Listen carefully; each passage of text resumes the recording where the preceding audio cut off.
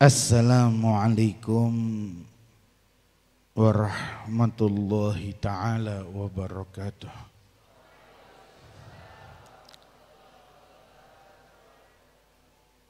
Alhamdulillah,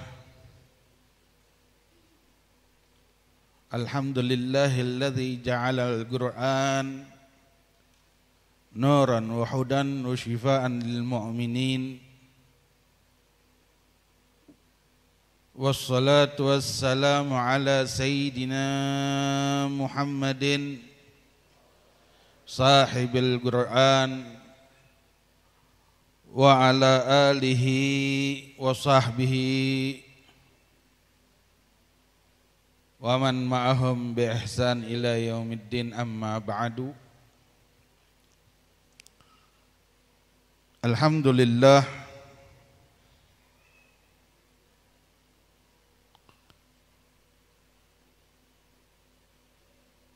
yang pertama-tama kita panjatkan puja-puji syukur kehadirat Allah yang telah mengumpulkan kita di pagi hari, di siang hari yang penuh berkah di dalam acara The Miracle of Quran.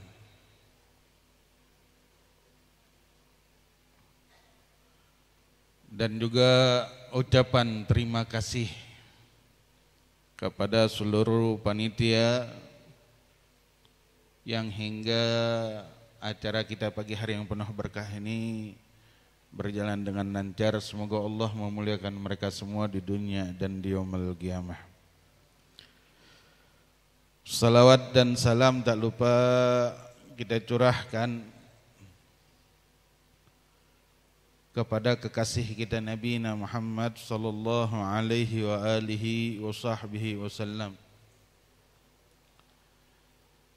Al-Fakir duduk di tempat ini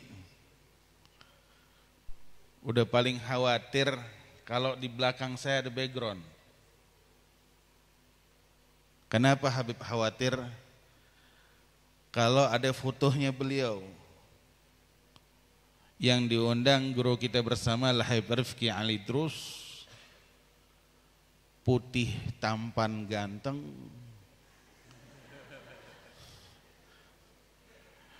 kok yang nyongol beda, hitam tapi manis. Yang pertama saya ingin menyampaikan permintaan maaf kepada seluruh jajaran panitia dan juga kepada jamaah hadirin hadirat yang hadir di pagi hari yang penuh berkah ini, karena Al-Habib Rifki Ali Idrus ketidakmampuannya untuk hadir bersama kita, dan beliau meminta dua hal. Pertama, beliau meminta maaf dan mengucapkan salam kepada kita semua. Yang kedua, beliau meminta doa agar diberikan kesehatan, kekuatan, yang saat ini beliau lagi kurang sehat badan dan tidak mampu untuk berdiri. Semoga Allah memberikan kesehatan kepada setiap semua dari guru-guru kita yang sedang sakit dan memanjangkan umur mereka dalam keadaan sehat afiat. Amin ya rabbal. Lalu saya ucapkan terima kasih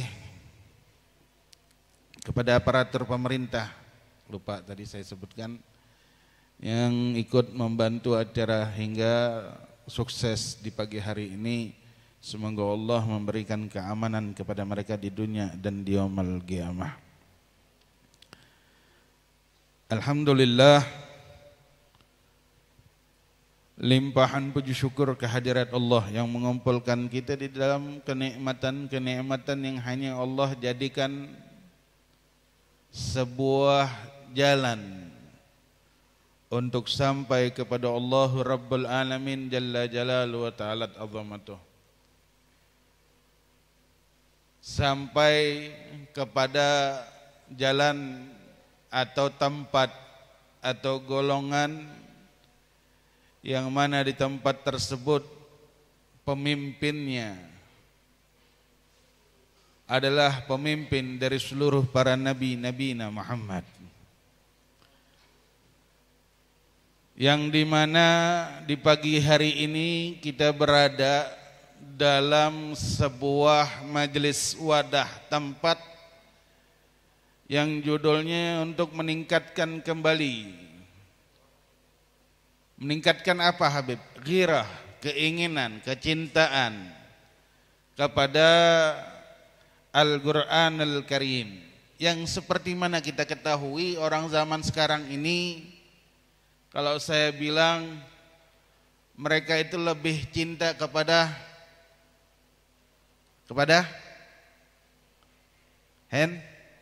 handphone. Benar nggak? Benar nggak Bu? Jamaah benar nggak? Makan megang, makan. Kan mestinya makan itu nasi kan? Mata tertuju kepada wadah tempat kita makan, tapi zaman sekarang enggak. Lebih tertuju kepada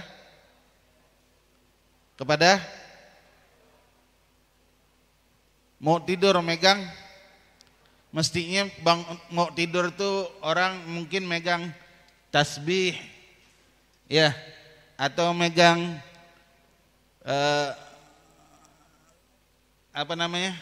siwak ya.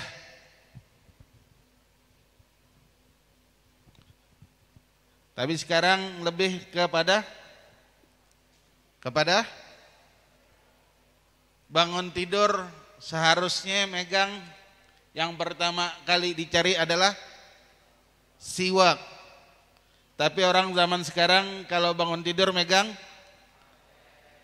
bangun tidur itu matanya belum kebuka dia udah ngeraba, mungkin di bawah bantalnya atau tempat biasa dia naruh. Dibuka tuh mata bukan dengan ucapan alhamdulillahilladzi ahyana ba'dama amatana wa ilaihin nusyur, tapi dia buka matanya dengan melihat status orang, atau status yang dia bikin, berapa orang yang dilihat, atau berapa orang yang ikut membalas atau berkomentar atas status yang dia bikin. Bangun tidur seperti itu. Lalu bahkan masuk ke kamar mandi masih megang, maaf di dalam kamar mandi megang. Bahkan sunnahnya Rasul untuk masuk ke kamar mandi sudah tidak diperhatikan. Yang diperhatikan dia nggak tahu lagi orang zaman sekarang tentang sunnah Nabi Muhammad. Dia nggak tahu masuk hafal apa doa masuk kamar mandi, hafal semuanya. Anak-anak semua, adinda semuanya hafal. Baca nggak?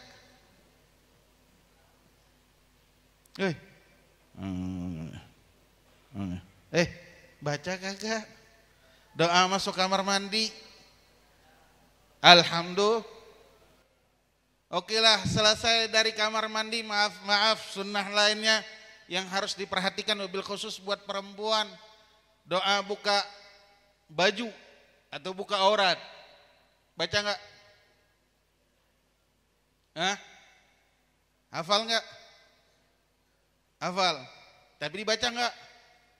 Orang zaman sekarang buka bajunya, buka auratnya kadang-kadang bukan di dalam kamar, bukan di dalam kamar mandi, tapi di luar dia udah buka baju. Dan bukanya pun nggak baca doa. Oke, selesai. Mudah-mudahan pada hafal ya, doa buka baju hafal nggak? Bismillahilladzi la ilaha illa huwa atau huwa. Oke, selesai dari situ dia mungkin saya meretelin dari kecil tentang kehidupan seseorang yang seharusnya Al-Quran menjadi penguat, Al-Quran menjadi semangat penyemangat, Al-Quran menjadi obat, Al-Quran menjadi tuntunan, Al-Quran menjadi cahaya. Al-Quran yang menjadi kecintaan yang dibaca olehnya, Al-Quran sesuatu kalimat atau huruf yang matanya sering tertuju kepadanya, Al-Quran yang seharusnya dijaga, dilapisin, dibersihkan atau dilindungi oleh dirinya, Al-Quran yang seharusnya menjadi perahu baginya untuk menuju Nabi Muhammad, untuk mendapatkan syafaatnya Allah, untuk mendapatkan anugerah, tuntunan, bimbingan, berbagai macam hingga di yaumul qiyamah menjadi perahu keselamatan atau syafaat untuk mereka yang mencintainya. Tapi itu semua kalah, dipretel dengan apa? Saya kalah dengan nih. Saya pretel dengan kecil-kecil sehingga ini orang mungkin punya keyakinan handphone yang menjadikan mereka mungkin mendapat syafaat di yaumul qiyamah, atau handphone yang akan menyelamatkan dia di yaumul qiyamah, atau handphone yang akan menjadikan bacaan prioritas di dalam kehidupannya. Mungkin handphone yang akan memberikan ketenangan di dalam dirinya. Mungkin handphone menjadi panutan di dalam kehidupannya. Saya pretelin dari kecil-kecil yang seharusnya kita pahamin. Maaf, saya lanjut lagi. Di kamar mandi setelah kita buang hajat, maaf, kita baca enggak doa bersucinya? Hafal tidak? Yang laki-laki hafal doa bersuci enggak? Apa doa bersuci? Maaf, doa istinja. Hafal enggak? Jamaah nisa hafal tidak? Doa istinja. Apa doanya? Allahumma barik lana. Hafal enggak? Ya ikhwani, ya ikhwati, hafal enggak doanya? Allahumma apa? Tahhir galbi minan nifaq wa hassin farji minal fawahish. Ini hilang. Kenapa ya? Masih megang handphone di tangannya. Keluar kamar mandi, maaf. Baca doa enggak? Apa doanya? Panjang Habib, yang pendek, yang cuma 5 huruf 6.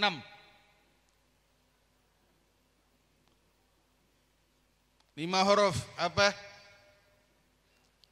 Ghufranak. Baca enggak? Kenapa? Karena handphone. Lalu ketika dia mau aktivitas, jangan dulu sholat subuh. Sebelum dia sholat subuh dia masih megang handphone enggak? Selesai sholat, di aktivitas sarapan, dia mau berangkat kerja, dia berjalan berangkat kerja, dia waktu kerja, dia waktu sholat, dia waktu siang, waktu makan siang, dia waktu sholat asar, dia sepulang rumah, dia sampai rumah, dia mau istirahat, bahkan mereka sudah meninggalkan Al-Quran, sedangkan Al-Quran yang saat ini kita bahas merupakan penyelamat bagi setiap umat muslimin. Bahkan orang-orang sudah tidak mempercayai Al-Quran tersebut merupakan kalamullah. Bahkan orang-orang sekarang sudah tidak percaya kalau Al-Quran itu menjadi syafaat untuk dia di yaumul qiyamah. Bahkan orang zaman sekarang tidak mau membaca Al-Quran. Bahkan zaman sekarang orang sudah tidak peduli dengan membaca Al-Quran. Bahkan zaman sekarang orang berani menghina Al-Quran. Kenapa? Jangan salahkan mereka semua, tapi tanyakan terlebih dahulu kepada kita, mana Al-Quran di hadapan kita?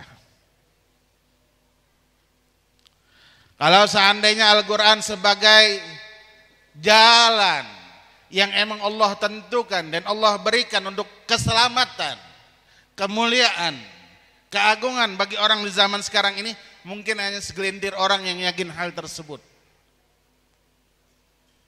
Habib tahu dari mana? Maaf, saya lihat dulu kita hadapin 2 tahun yang lalu atau 1 tahun yang lalu. Kita mengalami masa Covid. Masjid penuh dengan bacaan Al-Quran. Bainal maghrib wal isya ada orang yang ngaji Quran. Salat subuh ada orang ngaji Quran. Salat azhar ada orang ngaji Quran. Bahkan di Jakarta itu saya temukan tukang ojek pun ngaji Quran. Tapi selepas Covid atau waktunya Covid, jarang orang duduk untuk membaca Al-Quran. Apa yang dipikirkan oleh mereka bukan kerinduan mereka tentang Al-Quran, bukan pelajaran yang mereka mampu untuk mereka ambil dalam Al-Quran, tapi bagaimana kehidupan mereka bisa kembali normal, akan tetapi mereka meninggalkan Al-Quran Al-Karim. Padahal Rasul sallallahu alaihi wasallam sudah memberikan petunjuk, sudah mengajarkan dan sudah memberikan kita bocoran-bocoran bagaimana seseorang bisa menjadi makmur kehidupannya dengan Al-Quran, bagaimana seseorang bisa bahagia di dalam kehidupannya dengan mencintai Al-Quran. Bahkan Rasulullah SAW menjadikan atau mengajarkan kita untuk menjadikan cinta kepada Al-Quran. Dan Rasul mengajarkan kepada setiap orang untuk hubbil qiraatil Quran di dalam hadisnya. Tapi orang zaman sekarang ini padahal mereka mampu seharusnya kalau mereka kembali kepada Allah, kembali kepada Al-Quran, seperti mana yang dikatakan oleh Rasulullah di dalam sebuah hadis, taraktu fikum sagalain, aku telah meninggalkan kalian dua wasiat pujaga, 2 wasiat pusaka, yang mana 2 wasiat tersebut kalau mereka pegang, mereka tidak akan pernah tersesat selama-lamanya. Kalau mereka pegang, mereka tidak akan pernah tersesat selama-lamanya di dunia dan di yaumul qiyamah. Mau bagaimanapun kehidupannya, mau apapun yang telah dia hadapin, mereka akan menjadi orang yang sukses di dunia dan di yaumul qiyamah, selamat di dunia dan di yaumul qiyamah. Ada 2 hadis yang mengatakan apa? Yang pertama, kitabullah wa sunnati, kata Rasulullah sallallahu alaihi wasallam. Yang pertama kitabnya Allah, Al-Quran Al-Karim. Dan kata Rasulullah yang kedua apa? Perkataanku. Tapi di dalam hadis lain yang riwayatnya lebih banyak, rawinya lebih banyak, kesahihannya lebih kuat, itu yang pertama kitabullah wa itrati, dan keturunan Nabi Muhammad sallallahu alaihi wasallam. Ini perkara ini sudah dijelaskan oleh Nabi Muhammad 14 abad tahun yang lalu. Jika kita merasakan atau keinginan kebahagiaan, Habib saya ingin orang yang bahagia, pengen orang yang beruntung. Orang-orang yang beruntung Allah sebutkan di dalam ayat Al-Quran, beruntung di dalam segala hal. Ingin beruntung, ingin sukses di dalam segala hal, kata Allah apa? Wattaba'un nuralladzi unzila ma'ah, mengikuti Al-Quran yang diturunkan kepada Nabi Muhammad. Al-Quran. Tapi orang zaman sekarang gak percaya dengan Al-Quran. Coba kalau datang ke dukun, yakin gak? Yakin gak? Habib, saya mau datang ke dukun, boleh nggak Habib? Yakin nggak? Yang ditanya sama tukang dukun itu mesti yakin. Anda mesti yakin. Kadang orang keyakinan mereka sudah dia dengar dari si A melakukannya, yakin, dia dapat. Dari si B dia ngelakuin, dapat. Wah, tuh orang dukunnya cakep, sihirnya bagus. Padahal Dukun yang terbaik Nabi Muhammad. Sihir yang terbaik Al-Qur'anul Karim, yang bisa merubah setiap hati seseorang yang asalnya mereka berada di dalam kegelapan berubah menjadi orang yang mendapatkan hidayah, menjadi orang-orang yang mulia. Sayyidina Umar bin Khattab radhiyallahu anhu. Siapa yang enggak kenal dengan Sayyidina Umar bin Khattab? Kalangan kafir Quraisy saat tersebut tahu Sayyidina Umar bin Khattab.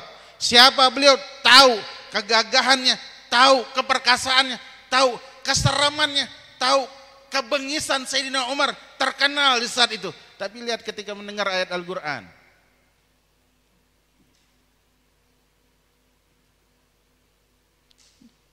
merubah.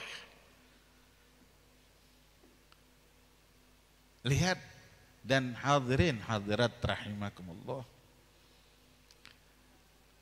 apa yang kurang dari Al-Quran di dalam kehidupan kita? Yang kurang dari dalam diri kita adalah keyakinan bahwa Al-Quran itu merupakan hal yang akan menyelamatkan kita di dunia dan di yaumul qiyamah. Tapi perkara yang haram, perkara yang dimurkain oleh Allah, kita yakin kalau itu nikmat. Datang ke dukun sihir suruh ini, yakin. Padahal kalau seandainya orang yakin dengan Al-Quran, dengan rutinitas kehidupannya tidak jauh dari Al-Quran, maka Allah akan memberikan kebahagiaan bagi dia. Mana tidak bahagia orang tersebut. Dikatakan oleh Rasulullah, kalau kalian ingin berbicara kepada Allah, ingin mendengar pembicaraan Allah, maka bacalah Al-Quranul Karim. Nabi Muhammad SAW menjadi suri tauladan. Setiap Ramadan dia menyibukkan dirinya berasyik-asyikan, bermesraan dengan Jibril untuk menerima wahyu. Dan Nabi Muhammad paling asyik, paling mesra dengan Allah ketika di bulan Ramadan. Kenapa? Asyik bermunajat, membaca Al-Quran Al-Karim. Tapi keyakinan kita sekarang sudah hilang hadirin. Padahal di dalam ayat Al-Quran semuanya deh. Hukum ada, peringatan ada, cinta ada, semuanya ada di dalam Al-Quran. Bahkan kita sekarang, maaf nih kita yang hadir, berapa di antara kalian yang punya Al-Quran sudah lebih dari 10 tahun? Ada enggak? Ada Habib. Al-Quran abak kita, mungkin Al-Quran umi kita, mungkin umurnya lebih tua dari kita. Dibaca enggak? Enggak. Ada Al-Quran terbaru, ada Habib, alhamdulillah. Beli. Berapa harganya? 250.000 Habib, mahal. 300.000 Habib atau 350.000 Habib, mahal. Ada Al-Quran yang gede, ada sekitar berapa Al-Quran yang gede? 750.000, mahal lah Habib. Kok mahal? Iya, jarang dipakai. Iya Habib. Handphone, berapa kita punya handphone? Paling murah 1 juta. Paling mahal mungkin ada yang 10 juta, ada yang 15 juta. Tapi kita tidak menyadarin bahwa itu semua menjadikan asbab seseorang itu makin jauh dari Allah. Dan Al-Quran yang di rumah di dalam kehidupan kita itu menjadikan asbab ketika orang asyik membicara atau membaca Al-Quran atau berbicara dengan Allah, itu merupakan kenikmatan yang sesungguhnya. Imam Syekh Abdurrahman kalau enggak salah, atau Imam Abdullah Maulid Dawileh, seorang ulama besar di zamannya yang enggak pernah lepas dari Al-Quran. Setiap kali dia baca Al-Quran dia akan merasakan kenikmatan. Sekarang udah hilang orang-orang seperti itu. Maaf zaman sekarang Al-Quran diperjualbelikan.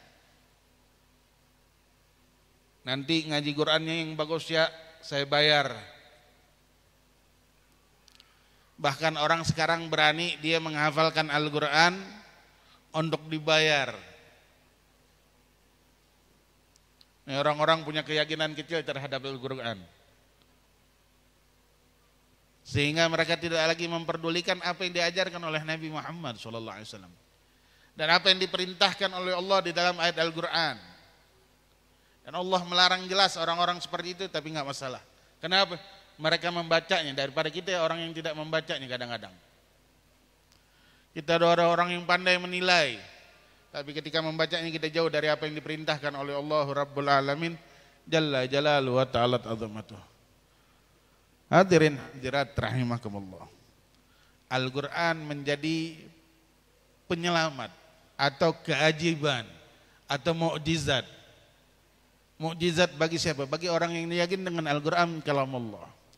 Tapi maaf, siapapun kita, bahkan saya, kalau seandainya kita tidak percaya dan tidak yakin dengan Al-Quran, maka kita tidak akan pernah mampu merasakan kenikmatan dalam membaca Al-Quran, dan kita tidak akan pernah mampu untuk membaca Al-Quran ini setiap hari terus menerus. Karena kita tidak yakin dengan kalam Allah. Dikatakan jika ingin mendengar firman-Nya Allah, baca-bacalah Al-Quran. Maka Allah sedang berfirman kepada engkau, sedang berbicara kepada engkau.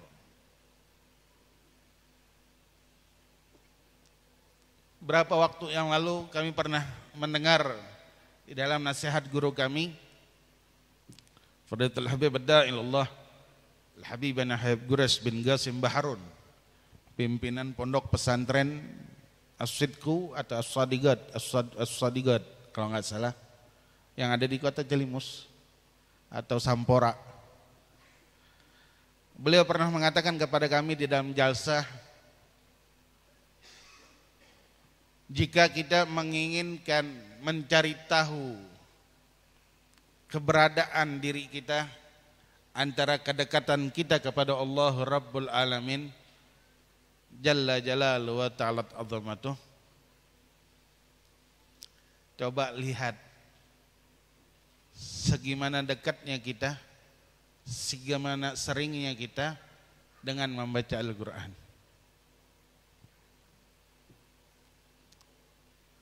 Bahkan maaf, Al-Quran di rumah sama kita sudah enggak ada harganya. Al-Quran ditumpuk dengan kitab-kitab, buku cerita, mungkin buku novel, ditumpuk, di buku tulis tumpuk, sehingga Al-Quran tersebut sudah enggak ada nilainya di mata kita. Download aplikasi Al-Quran, ada Habib, ada dibaca, kagak. Kenapa? Mudah-mudahan kita bukan orang-orang yang dijauhkan oleh Allah, bukan orang-orang yang tidak diberikan kenikmatan ketika membaca Al-Quran. Tapi ada orang-orang yang dipilih oleh Allah. Emang mereka tidak akan diberikan kenikmatan membaca Al-Quran, sehingga mereka tidak akan lagi peduli dengan perkara apa yang diperintahkan oleh Allah ataupun yang diperintahkan oleh Nabi Muhammad sallallahu alaihi wa alihi wasallam tentang keagungan Al-Quran Al-Karim. Hadirin hadirat rahimakumullah. Ini mungkin hadisnya sering kita dengar. Khairukum man ta'allamal Qur'an wa'al.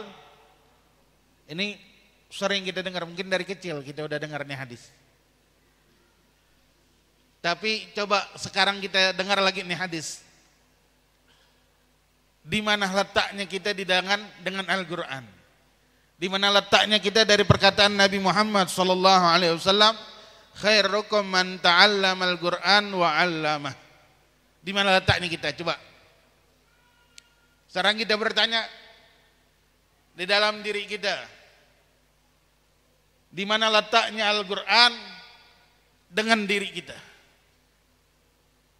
Karena Rasul memberikan tanda di dalam kehidupan seseorang adalah sebaik-baiknya kalian adalah orang yang mempelajari Al-Quran dan yang mengamalkannya.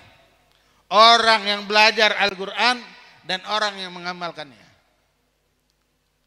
Alhamdulillah, kalau belajar Al-Quran kita sudah dari kecil. Tapi coba pertanyakan, wa'allamah, mengamalkannya atau mengajarkannya? Mengajarkan gak perlu kepada orang lain, tapi kepada diri kita. Di mana letaknya? Makanya dikatakan oleh ulama, Al-Habib Guras meninggal, orang zaman sekarang kalau pengen ngeliat kedekatan diri dia kepada Allah, kedekatan dia kepada Nabi Muhammad sallallahu alaihi wasallam, coba tanyakan letaknya Al-Qur'an dengan dirinya. Kalau seandainya ada Al-Qur'an di dalam hatinya, maka beruntung. Al-Quran ada di hati, bukan hanya di hati, dibaca. Kalau orang ngebaca Al-Quran, alhamdulillah. Tapi kalau sekedar megang doang, ya semua orang punya Al-Quran. Seperti saya bilang tadi, semua orang punya handphone, punya. Semua orang punya Al-Quran, punya. Tapi mana yang lebih sering dipegang? Al-Quran atau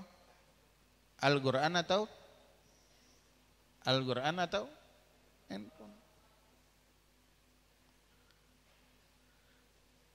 Coba pertanyakan diri kita, coba renung sebentar, saya akan diam sebentar, coba tanyakan diri kita. Di mana letaknya kita dengan Al-Quran Al-Karim? Di mana kita bisa mencari solusi, mencari metode, mencari jalan keluar untuk mendapatkan kebahagiaan, sedangkan kita nggak pernah dekat untuk dengan Al-Quran. Coba kita tanyakan dalam diri kita, apa yang tujuan kita nih hidup? Mencari ibadah atau mencari ketenangan Habib? Coba tanyakan diri kita.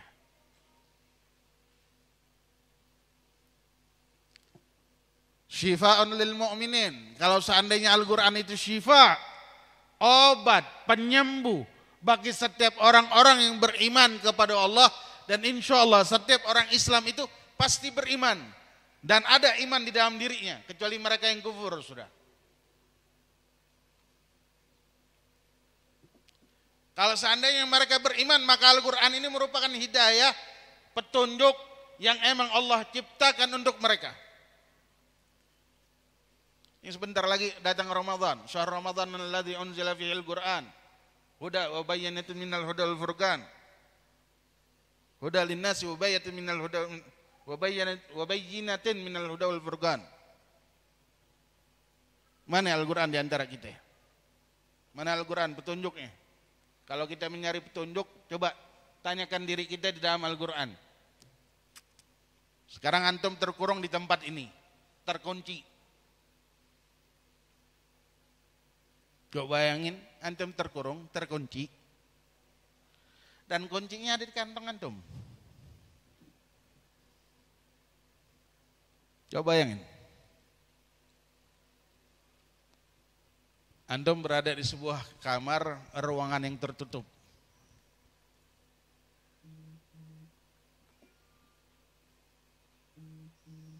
Antum pengen keluar, kuncinya ada di tangan antum. Atau di kantong aja dah. Biar kebuka gimana? Antum tahu jawabannya.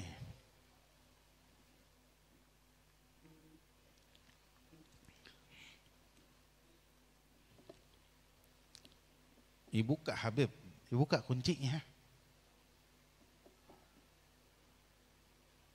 Ya ambil tuh kunci, buka tuh pintu. Dan kalau seandainya kita pengen mencari solusi di dalam kehidupan kita, coba tanya Al-Quran, pernah enggak? Dulu mereka orang-orang soleh, dulu pernah diceritakan kalau mereka punya problem di dalam kehidupan mereka, kalau ada muridnya, mereka bertanya kepada gurunya, coba mereka bersihkan hati mereka lalu buka Al-Quran, sof Al-Quran. Baca tuh Al-Quran. Dari situ pahamin, nanti ketemu ayat-ayat Al-Quran, jadi kunci solusi di dalam kehidupan kalian. Tapi kalau orang zaman sekarang untuk mencari solusi kebahagiaan, di zaman sekarang bukan dengan Al-Quran. Dengan apa? Dengan handphone. Dengan medsos. Kalau pengen cerita di medsos. Pengen tahu jawaban di medsos. Pengen tahu yang terjadi di zaman sekarang di medsos. Padahal 14 abad Al-Quran sudah turun kepada kita, sudah menceritakan semua kejadian yang akan datang. Tinggal kita diminta untuk berada di dalam kelompok yang dicintai oleh Allah atau kelompok yang enggak dicintai oleh Allah. Kalau sudah sampai di dalam kelompok yang berada keluar dari Allah, berada keluar dari Nabi Muhammad, berada keluar dari Al-Qur'anul Karim, siap-siap. Apa siap-siap Habib? Yauma ya'udzul zalimu yadaih. Nanti di yaumul qiyamah orang-orang tersebut akan ngigit tangannya. Kalau tangannya udah digigit, kenapa Habib? Ya, karena mereka keluar dari tarigahnya Nabi Muhammad. Mereka keluar dari Al-Qur'anul Karim. Mereka tidak mencari solusi kepada Nabi Muhammad. Mereka tidak mencari solusi kepada Al-Qur'anul Karim. Dan mereka tidak mentitik beratkan kehidupan mereka dengan Al-Qur'anul Karim. Apa yang terjadi dengan mereka? Kata Allah, nanti di yaumul qiyamah mereka akan gigit tangannya. Tangannya digigit. Bukan digigit doang, sampai tulangnya hancur. Tangannya digigit, tulangnya hancur, apa dimakan sama mereka? Karena apa? Karena mereka jadi orang yang nyesal di yaumul qiyamah. Kalau hadis tentang Al-Quran satu huruf bagaikan 10 barang siapa, kita semuanya hafal. Kemuliaan surat Tabarak, surat Kahfi, tahu semuanya. Keselamatan dari segala macam musibah, kita tahu semuanya. Tapi orang yang merasakan lezatnya, manisnya baca Al-Quran, siapa? Dulu saya punya sahib di Tegal. Saya punya kakak kelas, punya pesantren di Tegal. Satu saat ketika saya ziarah, dia menceritakan ada seorang wanita salihah, hufadzil Quran. Hufadzil Quran ini bukan dia menghafal, bukan. Bukan dia jadiin dirinya yang menghafal Quran, bukan. Tapi dia cinta sama bacaan Al-Quran. Ketika sudah datang kecintaannya membaca Al-Quran, dia asyik membaca Al-Quran. Asyik. Sampai subhanallah, Allah jadikan Al-Quran itu enggak pernah lepas atau berhenti. Jadi itu Al-Quran apa ya? Kayak tape recorder. Mulutnya itu kayak tape recorder. Kalau sudah dipencet play, mulutnya itu akan terus membaca Al-Quran.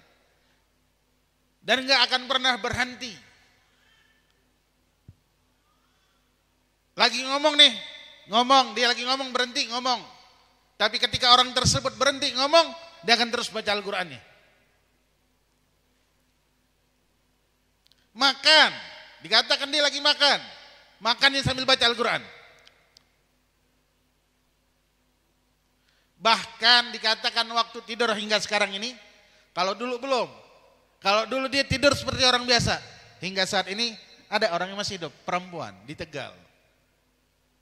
Kalau hingga sekarang ini dia tidur matanya menjam tapi mulutnya baca Al-Quran. Dan itu gak pernah berhenti.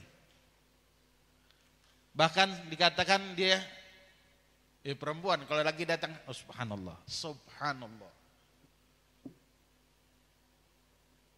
Kalau mau berhenti, kapan dia? Kalau dia mau berhenti ketika kaki kirinya masuk kamar mandi, berhenti mulut. Itu mulut secara otomatis stop. Ana dapetin sekitar 4 tahun atau 5 tahun yang lalu. Yang diceritakan oleh kakanda saya Al-Habib Ali Al-Attas, Pondok Pesantren Ar-Ribat di Tegal, kalau enggak salah. Beliau mengatakan ada seorang wanita yang seperti itu. Berhentinya Al-Quran dari lisan dia ketika kakinya masuk ke dalam kamar mandi. Berhenti dia. Yang jadi permasalahan kalau dia haid, itu hukumnya gimana? Banyak pembahasan, gak usah kita bahas. Tapi lihat nih wanita, karena asiknya membaca Al-Quran, akhirnya berapa waktu yang lalu, maaf, ada ODJ, apa? OGJ ya? Itu dah, gua nggak tahu. Yang judulnya orang gila, yang di Facebook, boleh dicek. Ada seorang wanita, solehah, salaman sama pria tidak mau. Tapi dikatakan oleh dokter dia punya penyakit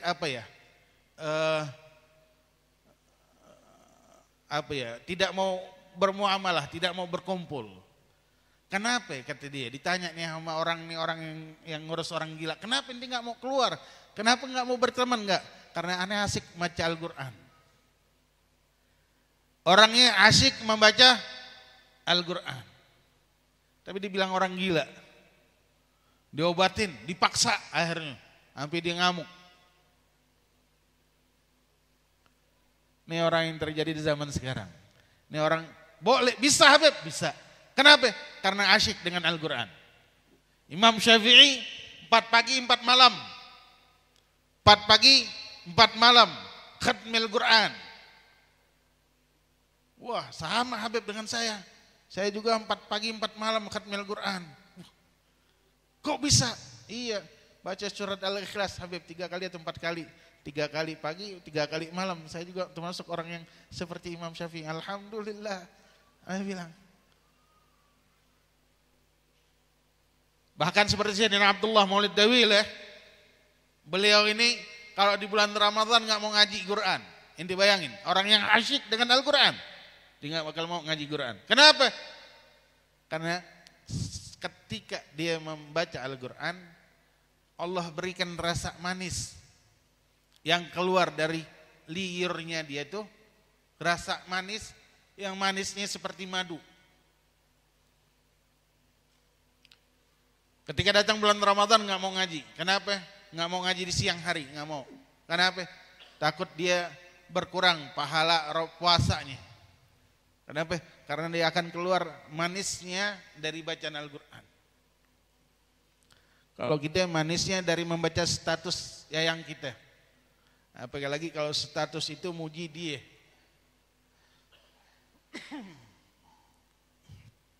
Maka dia akan senang. Atau membaca status yang bagus-bagus bagi dia, yang indah-indah, dia bakal senyum, bakal senang.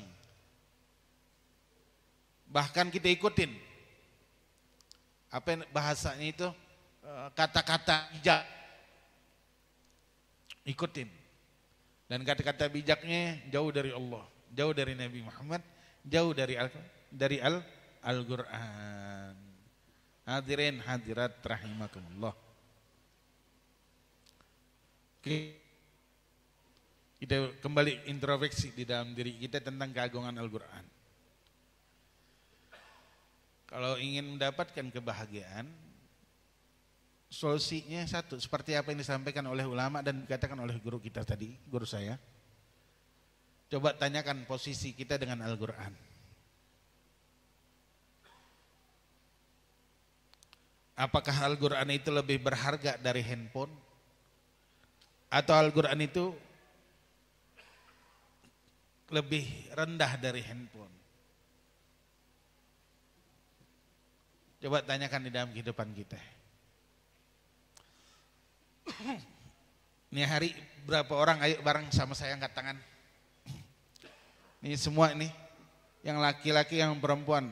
Ini pagi, saya mau nanya ini pagi atau kemarin aja. Saya mau nanya, kemarin ini hari apa? Ini hari Sabtu ya? Sabtu ya? Hari Jumat, ayo siapa yang ngaji Quran?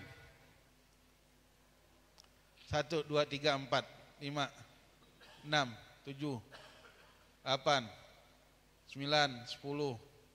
Perempuannya ayo berapa orang? 1, 2, 3, 4, 5, 6, 7. Insya Allah pada ngaji.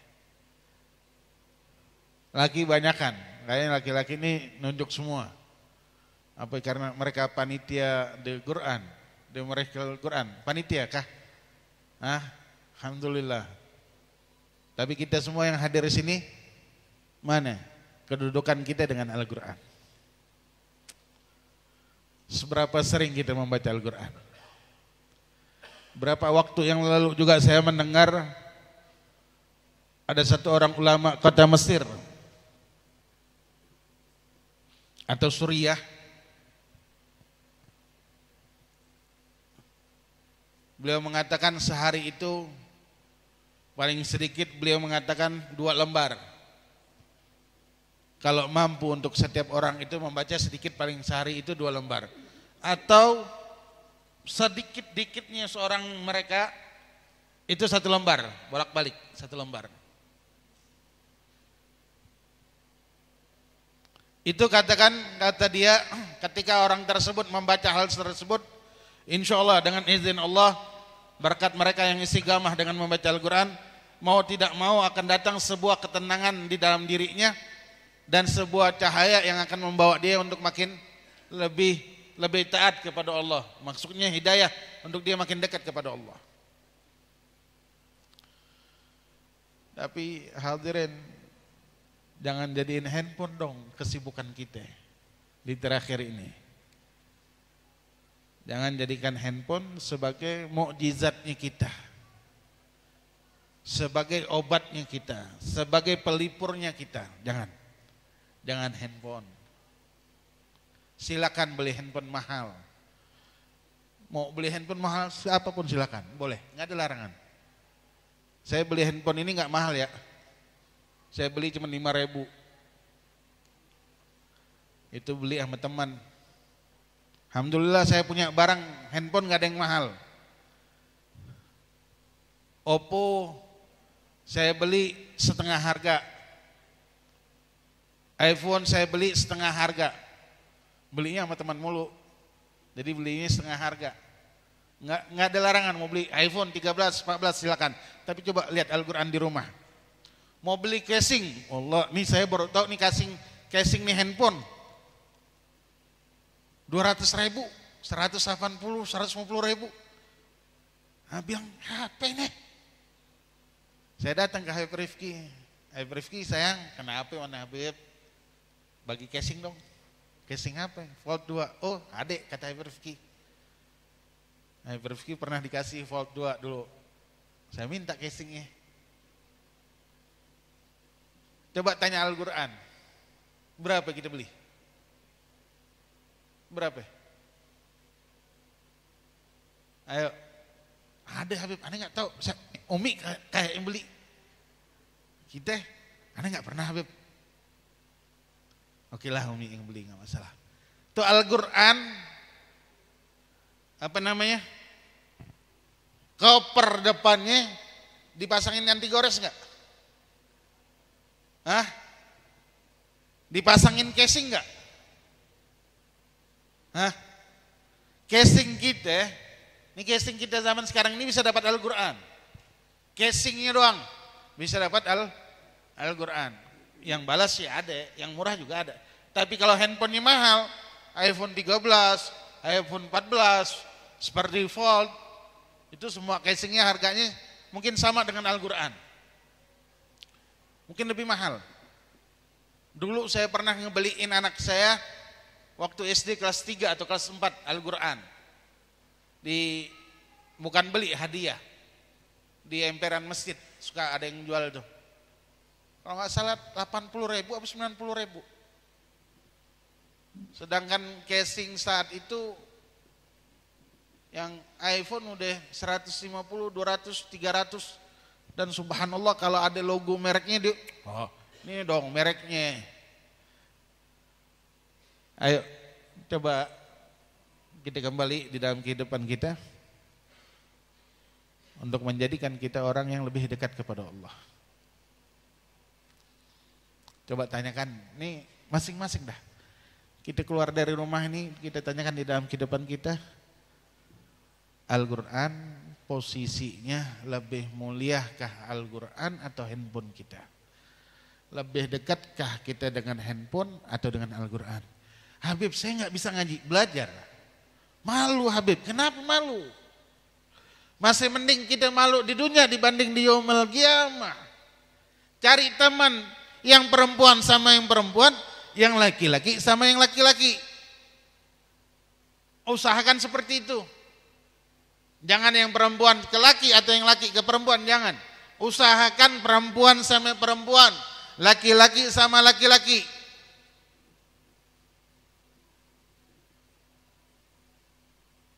Biar belajarnya lebih mendapatkan kebaikan. Kalau lagi masih kecil sih nggak masalah, tapi kalau sudah gede, jangan. Kecuali sama orang tua kita atau yang muhrim dengan kita, silakan belajar, ya. Lalu tanya kembali, apa yang kurang dalam kehidupan kita dengan dunia? Ya Allah, ini kurang ini, ya Allah, kurang ini, kurang ini.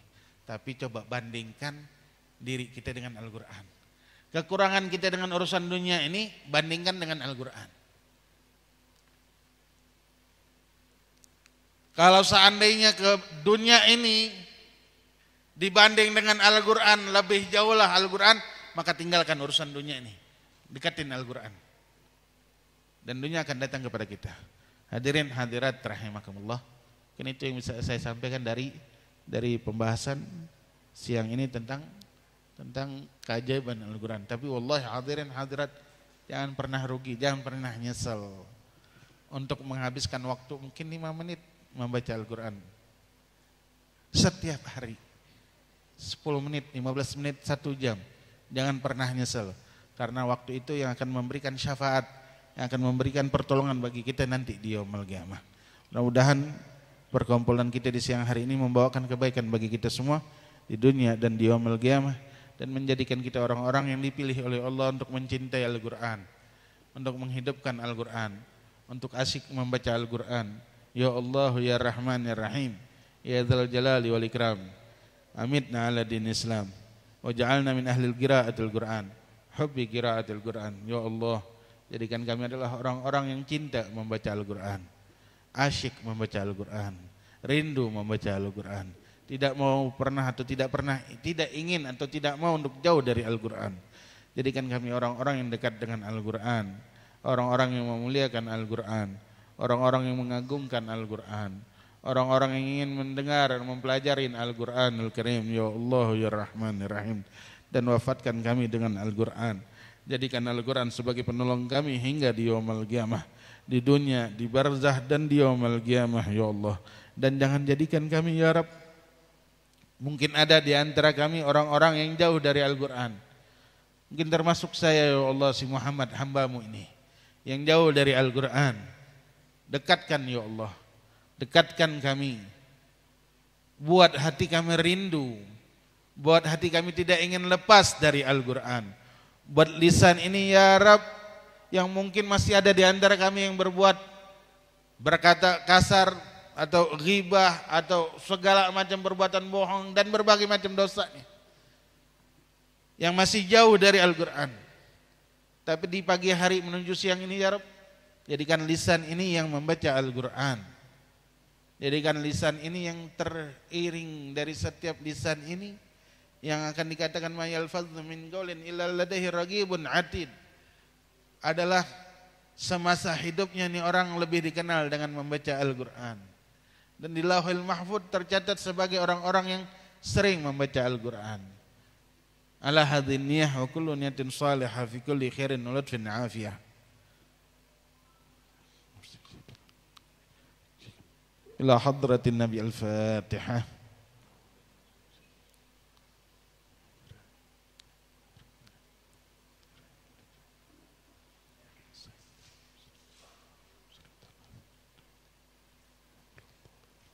Amin, amin ya rabbal alamin. Hadirin hadirat rahimakumullah. Mungkin pertanyaannya terus berulang dari pertanyaan dari pembahasan kita, tapi itu yang paling penting yang harus ditanyakan di dalam diri kita. Mudah-mudahan bermanfaat, dan saya minta maaf, mudah-mudahan setiap orang-orang yang ikut serta dalam acara ini, Allah muliakan kehidupan mereka di dunia dan di yaumul qiyamah. Allah jadikan mereka orang-orang yang dipilih oleh Allah dalam mengabdikan diri mereka untuk membaktikan diri mereka untuk menyebarkan Al-Quran, mengajarkan Al-Quran, dan mengamalkan Al-Quran Amin, amin ya rabbal alamin. Mungkin itu saja yang bisa saya sampaikan. Saya minta maaf, minta ridha. Walafu minkum. Assalamualaikum warahmatullahi taala wabarakatuh. Waalaikumsalam warahmatullahi wabarakatuh. Alhamdulillahirrahmanirrahim. Bapak dan Ibu, jamaah semuanya, tausiah dari guru kita Habib Muhammad Al-Kaf telah kita simak bersama. Semoga menjadi ilmu yang bermanfaat untuk kita semua. Amin ya rabbal alamin. Kami ucapkan terima kasih pada guru kita Habib Muhammad Al-Kaf yang telah membersamai kita juga sharing ilmunya. Kita akan jumpa lagi nanti di sesi berikutnya untuk tausiah lanjutan.